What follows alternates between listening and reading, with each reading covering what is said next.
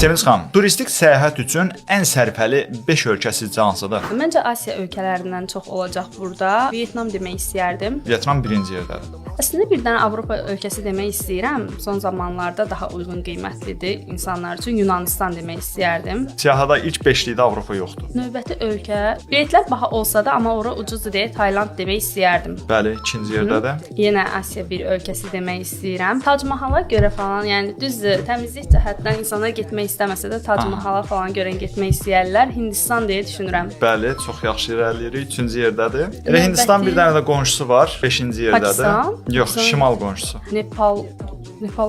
Bəli, 5-ci yerdə. Çünki alpinistlər Everestə çıxmaq üçün ola bilər. Everestə görə. 4-cü yer Amerika qitəsindəndir. Braziliya. 4-cü yeri də bu dəfə biz deyək Boliviyadır. Boliviya. Bəli, təşəkkür.